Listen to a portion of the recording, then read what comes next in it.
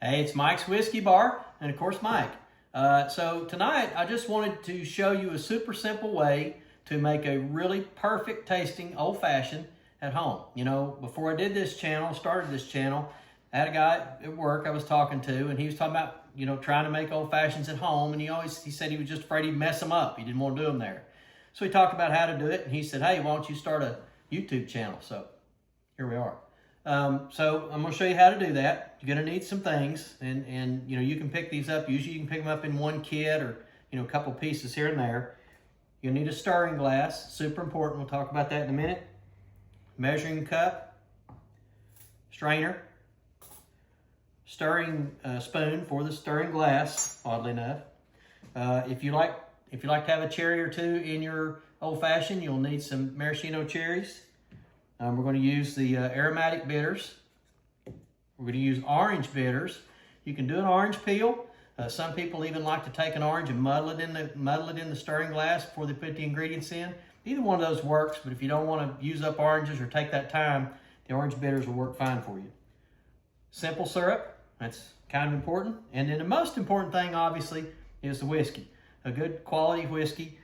This particular is Basil Hayden, which we really enjoy. So, let's make an old-fashioned.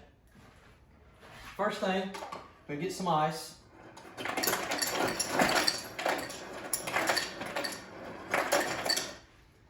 Get just about that much in there is fine. That's okay. You need a little bit more if you're doing 2 drinks. Next thing we're going to put in is the aromatic bitters. A couple of dashes of that. That might have been 3. It's close enough. And then some simple syrup. And we'll use a ½ ounce of simple syrup.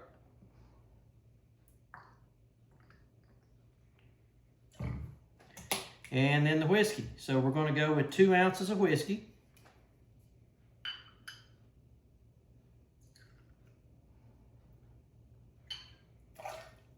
And I measure it out. I'm not an expert at you know, accounting and all that kind of stuff like that. So you might be. Heck, one knows? Who knows? And then so once you have that in there, and this again, this is probably one of the most important things about making a really good old-fashioned. Whether you decide to muddle the orange in the bottom or do it like we're doing it here for simplicity, you got to stir it, and you got to stir it a lot. And you want to really stir a bunch. I talked to a guy one time in Nashville, and he said he stirs every old-fashioned 45 times. Now, honestly, after about the 3rd old-fashioned, I'll probably lose count. So I just stir it a whole lot, and make sure everything's really mixed up good. And the stirring's important regardless of what kind of drink you're making. Either make sure that you stir it really well or shake it really well, whatever the case is. You know, you go to some bars and they just pour a few things in, hand it to you, and you say, man, that's just not very good. It's probably because they didn't stir it properly. So be sure you stir it. Then we're going to strain it into our glass.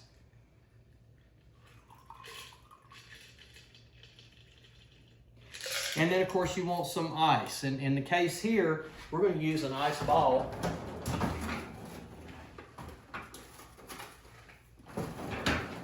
You don't have an ice ball, you can use ice just like we used to stir with, but make it fresh ice that you're using. And then we're going to put a cherry in, and you'll get a cherry and just a little bit of juice from there. Put that right down over top of that. And then the last thing that you're going to add in, you're going to go with your orange bitters. Several shakes is fine. Whatever, you know, you'll figure that out. And that's it. You've got a perfect old-fashioned. I virtually guarantee that if you make it like this, it will be one of the best old-fashions you've ever had. Enjoy. Cheers. And remember to subscribe to Mike's Whiskey Bar on YouTube.